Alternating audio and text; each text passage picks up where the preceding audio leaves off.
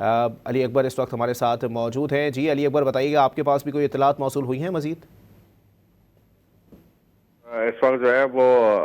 اب تک جو ہے شدید جھڑپیں جو ہے اس وقت جاری ہے، اور اس وقت پاکستان جو ہے وہ افغانستان کی سائٹ پہ کارروائی کر رہا ہے، اور سیکیورٹی ذرائع کے مطابق کئی چیک پوسٹوں پر جو ہے وہ پاکستان اپنا جھنڈا بھی لہرا چکا ہے۔ اور یہ جو خیبر کا علاقہ ہے، تورہم کا علاقہ ہے، یہ پشاور کے ساتھ بڑا قریبی ہے، تو گولہ باری کی آوازیں یہاں تک آ رہی ہے۔ اسی طرح جو ہے محمد میں بھی جو ہے وہ شدید جھڑپیں جو ہے وہ جاری ہے، اور باجوڑ اور کرم میں بھی اس وقت لڑائی جو ہے وہ جاری ہے۔ تاہم اب تک کی صورتحال کے مطابق 30 سے زائد جو ان کے افغان طالبان کے اہلکار ہیں تو وہ مارے جا چکے ہیں، اور اسی طرح 12 کے قریب جو ہے چیک پوسٹوں کو تباہ کر دیا گیا ہے۔ اچھا علی اکبر، یہ بھی بتائیے گا کہ اطلاعات تو یہ بھی ہیں کہ واضح طور پر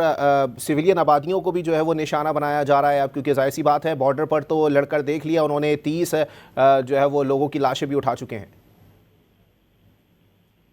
سوری سوال ریپیٹ کیجئے گا۔ میں کہہ رہا ہوں کہ اب افغان طالبان کی جانب سے جو ہے وہ سول آبادی کے اوپر بھی حملے شروع کر دیے گئے ہیں، کیونکہ بارڈر کے اوپر کافی جانی نقصان اٹھانا پڑا ہے افغان طالبان کو۔ جی بالکل، اس وقت جو ہے وہ بکھرا گئے ہیں، اور گزشتہ 3-4 دن سے تو ہے وہ یہی سوچ رہے تھے کہ جو ان کے اندر ٹیررسٹ موجود ہے، اور جس طریقے سے پاکستان کے سیکیورٹی فورسز نے ان کو جو ہے کامیابی سے نشانہ بنایا تھا، اور ان کو جو ہے وہاں پر تقریباً 80 کے قریب دہشت گردوں کو جو مارا تھا، تو ان کے بعد جو ہے عوام کو جو ہے اپنے خوش کرنے کے لیے وہ اسی طاق میں بیٹھے ہوئے تھے کہ وہ اسی طرح کا ایڈونچر کریں گے، لیکن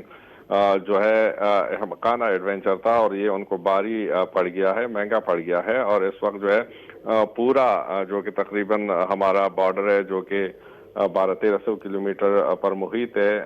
خیبر پختونخوا کے ساتھ، تو وہاں پر جتنے بھی ان کے چیک پوسٹیں ہیں تو سارے جو ہے وہ اس وقت تباہی کی زد میں ہے، اور جو ہے بھاری تعداد میں جو ہے ان کے اہلکار بھی مارے جا چکے ہیں۔ تو یقیناً جو ہے وہ سویلین کو اس لیے بھی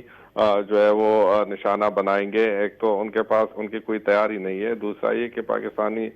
سیکیورٹی فورسز ایئر فورس کے ساتھ لڑنا جو ہے وہ اتنا آسان نہیں ہے۔ یہ کوئی